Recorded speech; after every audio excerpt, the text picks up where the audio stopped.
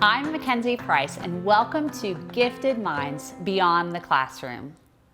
I am super pumped about our first episode of Gifted Minds. First, let me tell you a little about myself. I'm the head of an online program for gifted kids and an in-person alternative education school. But above all, I'm a mom of two girls who are super smart.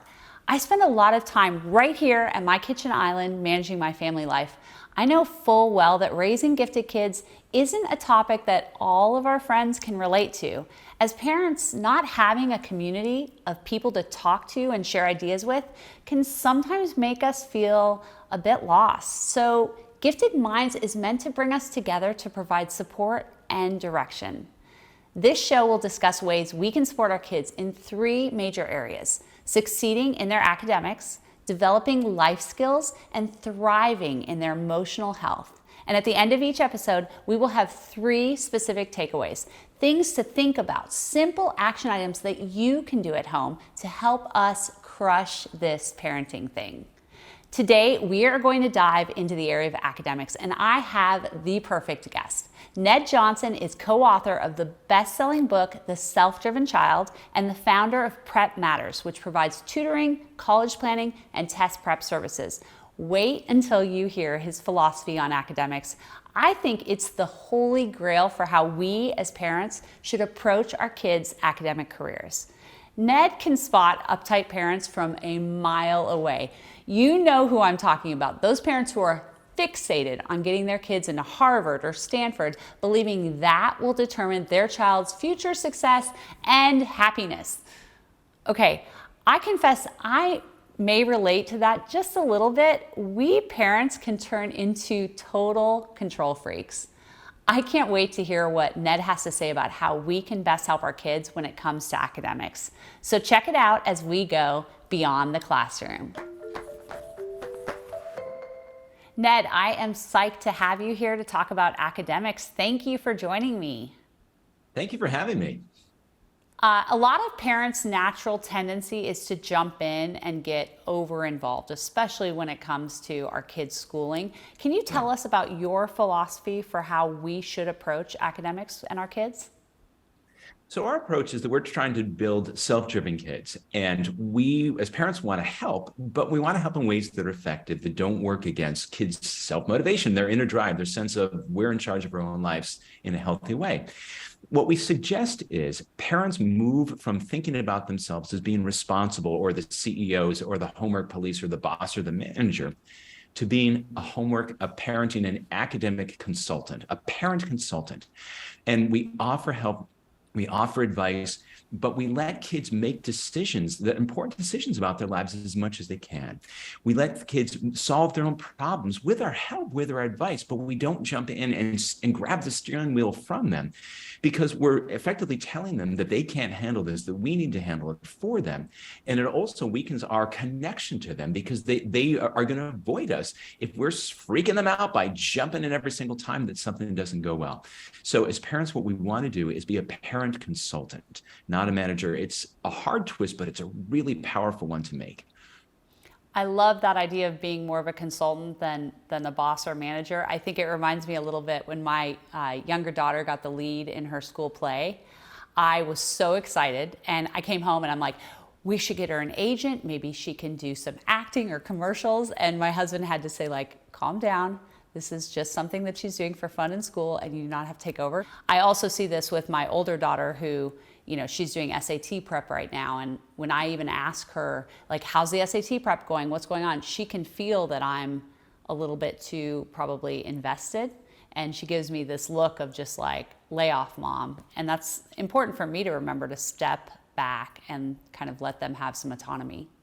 And it could be a challenge, because, of course, you see this talent, you see these abilities, and you want to help develop those, right? I mean, that's kind of goes along with being a parent. This idea of stepping back a little bit, what we talk about in the self-driven child is the idea of being a non-anxious presence. We want to be there, we want to be supportive, but we don't want to be more intense about things than our kids are, because it really works against their, again, feeling a sense of control.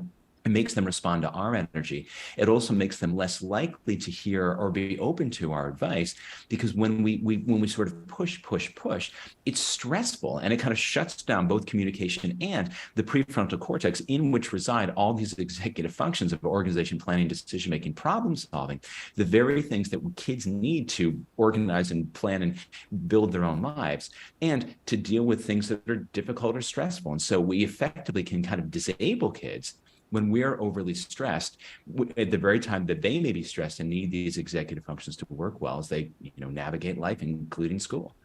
Mm-hmm. Ned, do you have any examples of parents who have just gone to the extreme on managing their kids' academics or trying to be Nope, more boss? never. They've all been perfect. Yeah, that would be a book that I could write, but I would be out of a job after that. There's a parent who comes to mind who called me up and said, how much would you charge if you only worked with our son, if you didn't work with anyone else at his school? And I was like, holy smokes, that resource hoarding is something I had never seen before. And I get it, because all of us as parents want to provide resources to our kids, particularly if they're talented and we're trying to develop their abilities, which this kid had a lot of. But that hoarding of resources, not just to provide for their kids, but to deprive them ostensibly to others, was fortunately, after asking this, and I was speechless, the parent never came back around, and we both acted like that conversation never took place. What I often hear from parents that I talk to is that kids fall on kind of one of two ends of the spectrum. Either they are super obsessed about playing the school game, getting the straight A's, really doing well in their academics and their schoolwork. Or on the other end, their kids are sort of bored with school and a little bit checked out. So I would love to start with super motivated kids. Can you give us some tips for taking on more of a consultant role with those types of kids? For the kids who are super obsessed, what we're trying to do is to put them in a situation where they feel challenged, but they don't feel threatened. And this is important because a lot of kids who are gifted can be really gifted intellectually with just profound abilities, but it doesn't mean that they're devoid of stress, oftentimes social ones, because nobody gets everything, right? And so when we are pushing kids and trying to put them in a place where they're adequately challenged and commensurate with their gifts, we can introduce a level of stress that isn't so helpful. There's this wonderful thing called the Yerkes-Dodson curve. It's a bell curve, and it's on the y-axis going up and down is performance, so low to high. And across the bottom is physiological arousal measured in something called salivary cortisol, which is the dominant stress hormone. And when we're in this place of optimal arousal, we are excited. We may be a little bit nervous, but we're not bored and we're not stressed out of our minds. And so the really interesting challenge for kids who are gifted is finding that sweet spot, either in school or out of school, where they get a chance to really push themselves and to work with teachers who like them and whom they like, who will also push them a little bit, because it's great to have a little bit of push, but ideally not too much from mom or dad, because if kids are really going to put themselves out there academically, athletically, socially, they need a place to recover. And we want home to be a safe base. That's the idea behind parent as a non-anxious presence, so that the kids, if they just wage an epic battle and it maybe doesn't turn out just the way they want, if they come home and we as a parent get upset and say, well, what do you mean it didn't? And, which really sounds like a question, but is frankly an accusation with a question mark. It changes the energy and puts too much pressure in ways that kids then are likely to pull back. My daughters are both very driven. They are very interested in doing well in academics, and I realize how much pressure they put on themselves as part of that. So I think it's a great reminder for someone like me to not, even a question mark like, oh, you didn't do as well as normal, that can sound like, as you said, an accusation. One of the things I think you've said before is this idea of, just stand clear for those kids who are doing well. And can you talk a little bit more about that idea? Yeah, I mean, our biggest role as parents, right, is to be enthusiastic supporters, right, but also to, love them unconditionally, particularly when things go a little bit wobbly. And you're absolutely right that there are kids who are already driven, perhaps overly driven, particularly kids who kind of fall into the perfectionistic camp. And they are constantly assessing our faces for feedback. Was that good enough? Should I be anxious? And we want to be mindful about that, because even if we don't say anything, they're constantly watching us. I love to say a word, if I may, about perfectionism, because we want to examine that closely, because perfectionism looks great until it isn't. And perfectionism, though, is not rooted in anticipation of doing great things, but rather in fear of not being at the highest possible level. People who are perfectionistic over time shy away from the worthy challenges by which they grow, because they're trying to protect their ego and perhaps the relationship or the perception they believe that their parents have of them. So if you do have a kid, though, who's perfectionistic, it can be hard to talk them out of it. And just one phrase that I've used and found successful with kids is to say something like, it must be a little hard to feel like you have to be perfect all the time, huh? And it's tentative, and it's trying to give them an open space to say, I see how hard you're working, and I see that it's a little bit intense for you. And we're not trying to talk kids out of being perfectionists, but just trying to help them make a switch from hold on to those high standards, but don't beat yourself up whenever you fall short, and honestly embrace the challenge and the failures that come along with that, because those are the very experiences that are likely to help you be even more successful in meeting those high goals you have for yourself. It's incredibly important to encourage our kids to go ahead and lean into places where they may not be great, especially with gifted Yep. kids who are used to doing well. What about for the kids who are kind of on the other end of the spectrum? They're checked out, they're kind of like, hey, school's boring to me, I'm not interested. What do you recommend parents do to help those kids? The first thing I want to start with is anxiety and fear and the avoidance that comes along with it. Because the major manifestation of anxiety is avoiding things that make you anxious. I'm afraid to fly, will drive everywhere. And so a lot of kids who look like they don't care, or even say they don't care, actually care actually care a lot. And what they're doing is kind of handicapping themselves, meaning they put in minimal effort and tell them it's not that big a deal. I don't really care if I'd wanted to, because it can be a scary thing to put in maximal effort and come short of the goal you have or someone else has for you. And you realize that's the actual limit of my ability. That's kind of intense. So if you go back to that Yerkes-Dodson curve, for kids who are too stressed, they're underperforming because they feel so intense. And when we can actually decrease the stress or the pressure that they feel, we can actually help them feel more engaged. The other thing from a motivational perspective is that there's a wonderful researcher named Reed Larson who looked at how do teens become intrinsically motivated. And he said he found that it wasn't by dutifully doing their homework, but rather through what he described as the passionate pursuit of pastimes. And so this is music, it's art, it's coding, it's rock climbing, it's anything where kids have this really just deep, intense, natural interest, natural curiosity, where they work super hard to get better and better. It's high effort, high determination, high focus, but low threat, because it's often outside the classroom.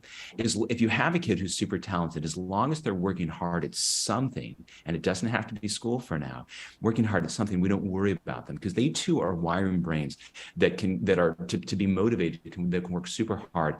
And when they change their mind and decide that they want to care about school, they already have a brain that knows how to work hard on something that matters. I had the student years ago who was at a really academic school. He'd been tested as gifted and talented in second grade, but with anxiety. And the report made the suggestion they put him in a G&T program and give him extra time. And his parents thought differently about this, and they didn't get him the support, and they didn't put him in a enrichment program.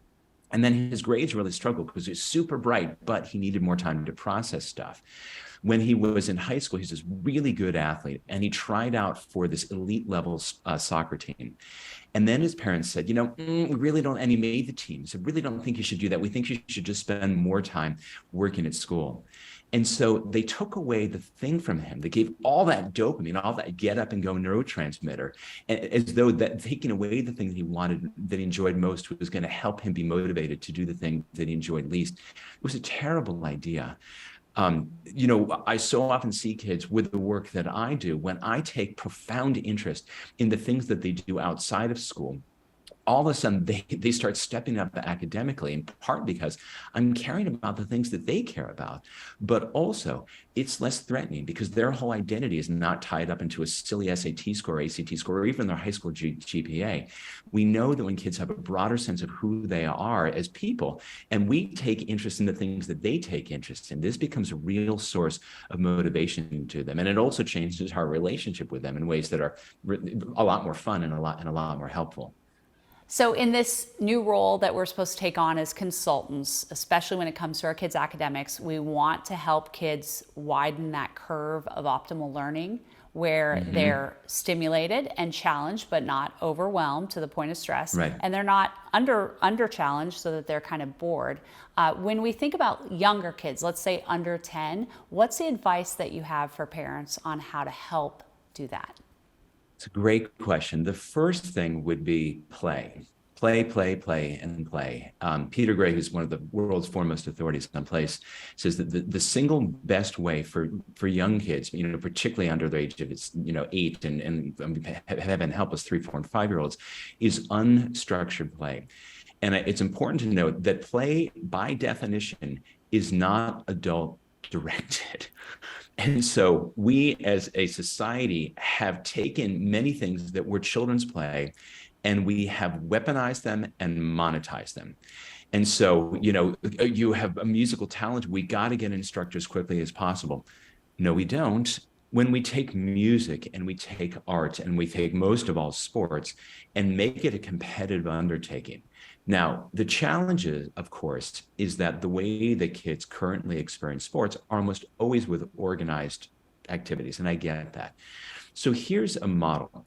There's something called self-determination theory, which is the most supported model, not only in motivation, but really in almost all of psychology.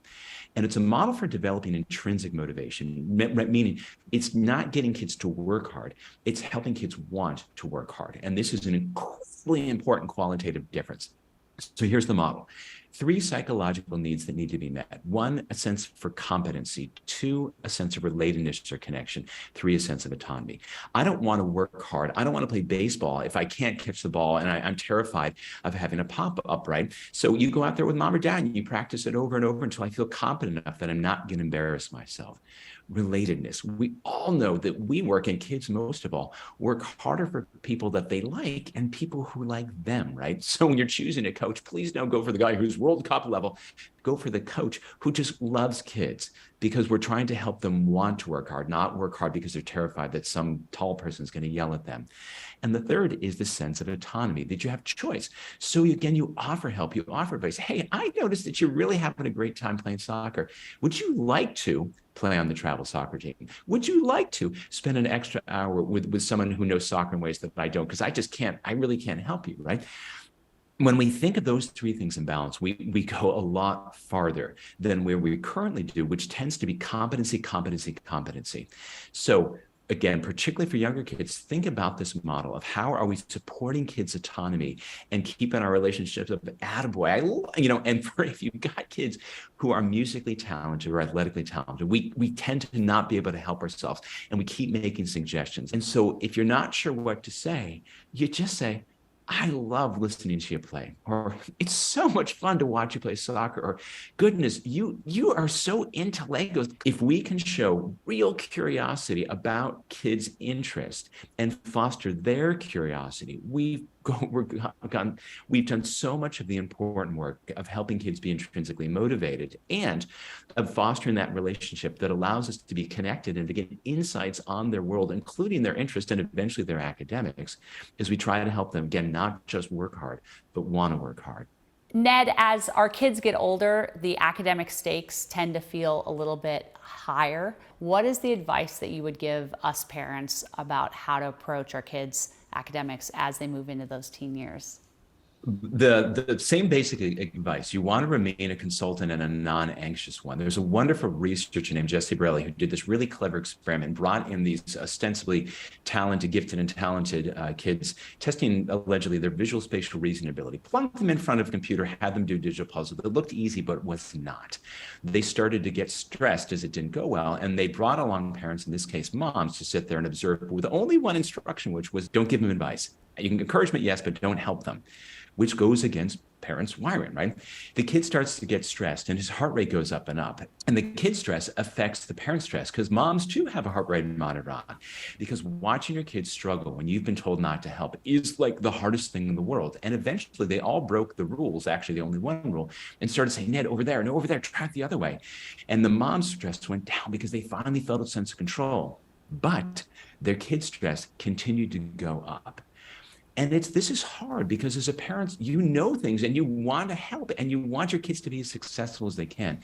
But for you to be successful and helping them be successful, do everything you can to be a bit more non-anxious, to remain being a consultant, again, where you offer help, you offer advice, and you don't try to jump in and take control of the situation, because that may look great short-term, but long-term, it really works against your kids' best interest and will effectively marginalize you, because your kids are likely to shut you out because a low sense of control is also so stressful for them. That is such great advice that I know I need to remember every day as I wake up and parent my kids. And I think it's going to be really helpful for everybody who's watching this as well. Thank you so much for coming on to Gifted Minds and talking with us. I want to have you back again, and I am super appreciative. Like me, you have the greatest kids in the world, and we all want our kids to do as well as they can. And that's our job. And all we're trying to do is put a couple more tools in your parenting toolbox. Ready for today's takeaways? Here are the 3 things from this conversation with Ned that will help you shift from being an anxious parent to a calming consultant. Number 1, do your best to create a non-anxious presence. Love and support your kids and allow them freedom to feel in control. Number 2, take cues from your kid. For those who are super motivated, stand clear and cheer them on from the sideline. For those who struggle with motivation, encourage them to pursue things they are interested in. And number 3, help your kid find their optimal learning zone. If they're not challenged, get creative. Talk with their teachers, find outside programs, and encourage self-learning. Thanks for joining me, and for all of your friends who can relate, tell them about Gifted Minds. Check us out on YouTube or your favorite podcast platform and leave us a review. Let's go crush this.